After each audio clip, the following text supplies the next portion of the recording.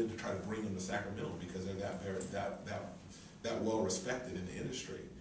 If that does not pan out, that we can't come together and have a meetings of the mind and determine everyone's roles and responsibility and what they're going to invest.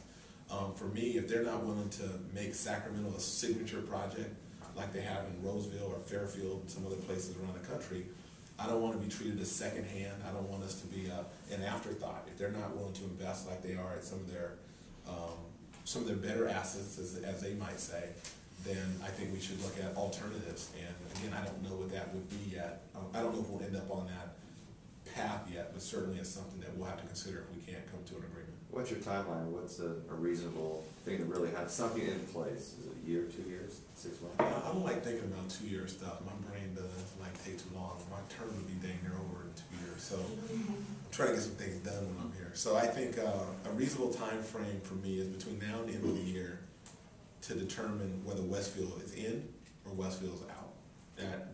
That to me is where we start. The clock is ticking on that. Beyond that, so if you go 6 months beyond that, is us articulating a vision and trying to figure out how to implement or execute and make it happen. That's kind of where I'm at. And then obviously to develop it and have it be totally built out takes some time. But there's between now and the end of the year, and then what I see after that is probably how I would lay out the time frame at this point. What are some of the things that the city halls in San Diego and Seattle and Denver have done to revitalize their downtown areas? Yeah, I mean, very good question. So if you take San Diego, what they did was, I met with their whole kind of economic development team. What they did is they understood geography was very important. So they looked at what their competitive advantages were in their geographic area and said, we're going to build around it. And they realized, before the Gaslamp District, they realized that they wanted to attract people to live downtown. Their downtown back then, 20 years ago or so, was a lot worse than ours was. But they realized that they're going to have commercial lead the way. So they started out with commercial and retail and restaurants, because if they wanted people to live down there, they had to give them a reason to move down there. So that was kind of what they put first. It wasn't a chicken and egg for them. It was commercial and then housing from their vantage point.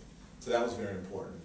The other thing, so they have a lot of, so when I look out at our skyline, both San Diego and Seattle have more condominiums downtown than we have buildings. I mean, maybe not exact, but they have a great deal, a great number of them. The other thing they did in terms of housing in downtown over the last 9-10 years, they've had 10,000 new housing units online. So you're talking about 1,000 units a year over a 10-year period, thereabout. So they had a big focus on housing density downtown. That's certainly something we need to consider. The other thing San Diego did, which is interesting, they built an arena downtown, or a baseball stadium downtown, Petco, and they built it because they believed that it would be able to anchor what portion is that? Would be the east,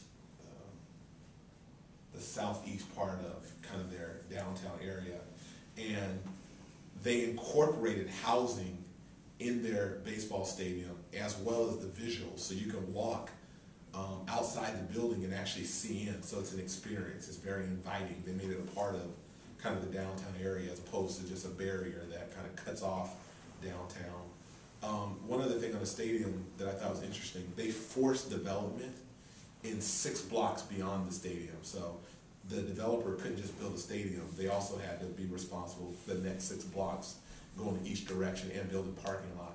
I think they did very effectively in downtown San Diego is their parking structures. They have enough of them and they're scattered throughout all of downtown. People know where they are, but they're kind of hidden. So they build a building that's kind of an L shape, and it protects or covers the parking so you can't see it from all angles. So you see these beautiful structures, and if you walk around to the other side, you can see a parking structure that's public.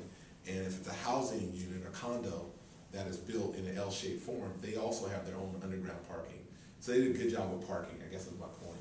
And then their whole Gaslamp District has really happened over the last 10 years, and you know the story on that. So that was, real quick, my assessment in terms of what they did. Public transit, they have the same challenges we do even now. They have housing challenges. They have city and state buildings that are outdated, trying to figure out ways around it. So in some respects, I think we can learn a lot from them, but I think we have tons of potential to really do it. And what can this city hall do? 'Cause Denver, Seattle, San Diego are much bigger than Sacramento. I mean, what can this city hall do to kind of kickstart those things here? Denver's not bigger than Sacramento. Actually, Denver's about 500,000. If you talk about the county, it's a unicity. So you have a city and county there. But Denver itself is not a lot bigger. I think to your point is we need to make sure that we prioritize what they did. Each of them, they said we're going to have laser focus on this area. It's not going to take 1 year or 2 years. We're going to have a focus over a decade or 2 decades. So I think in Sacramento, having a laser focus and a commitment to make our downtown a regional draw where people from all over our region want to come is going to be very important. The second thing that we can do is, and I think that's what we're doing now, we kind of do our fact finding. We're learning best practices from what other cities are doing. We compile all information, we take what's relevant, and we try to apply it here. I talked about housing. We have to have a focus or a commitment on more housing density downtown. Another thing we can do is not let Westfield impede the development. So we have that already in motion. I think it's very significant. We have to articulate a vision for JK&L corridor. Another thing the city can do is we had to relocate Greyhound Station because we needed to open that up. Another thing that the city did, which was really good, we paid too much, but it was good, is we assembled some land on the 800 block. Assembling land is very important when it comes to articulating a vision on J Street and K&L. You have to be able to control key corners and key assets in order to be able to make that happen. So the last thing I'd say, and again, we can continue to talk about it if you want, is I don't feel like it's in our best interest to have 20 priority areas. I feel like if you do that, you spread yourself too thin. I think we need to define our boundaries of our central city, or from freeway to freeway, river to Capital City Freeway, and that needs to be a focus. And you start going into the city core even more specific, which would be 3rd Street to 16th, probably H&N, kind of that area. We just got to put a lot of energy on that. And I think the rail yard naturally, in terms of connection or connectivity, plays a critical role as well. And who are some of these stakeholders who will be at this summit next week? I'm sorry. Who are some of the people who will be involved in this downtown summit next week? Well, I don't have a list, but I'll tell you everybody who has a business on JK&L that has a business, or leasing, retail or whatnot, and all property owners are all going to be invited. So that's 3 different groups.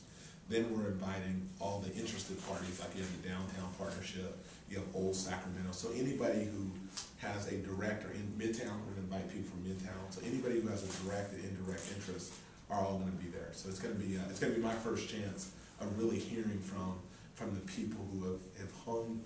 We're inviting people who are no longer there as well. The 3 Monkeys who's no longer there. We want to hear, what was promised and why it didn't work out, and what could we have done better. I mean, the only way we can improve upon it is to really hear the good and the bad. I think part of that dialogue should come out in terms of that meeting. Mayor, what do you think about the news there that says that Sacramento is the capital of car collision? It's another dubious honor. Yeah, well, yeah, go ahead. Then I'll ask another question. Go ahead.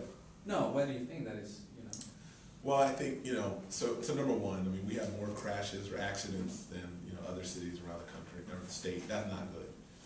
So part of it is, number one is a lot of our intersections, when you look at where these accidents occur, they have a lot of lanes, so there's more lanes, and there's a lot of distance in the intersections. So you're seeing more accidents occur from that standpoint. I can tell you the city engineers are looking at and having a new philosophy that when they come to these big intersections, they have fewer lanes and not as much distance. That's number one. A lot of these accidents happen on surface streets and not freeways, so I think that's a distinction that we have to make. Thirdly, what the public can do, what everyday people can do, is don't talk on your cell phones, don't multitask, because a lot of times these are just fender benders. They're not DUIs, and those sorts of things happen on a regular basis. So our intersections, unfortunately, somewhat contribute to the challenge, and a lot of them, in our community, we have a lot of them that are designed in a way that have not been advantageous. And then lastly, in terms of DUI, that the police department has gotten a grant, I believe, to be able to enforce DUIs even more so. So that should even reduce some of these accidents. I think you'll see a lower number next year. Hopefully, we're not number 1.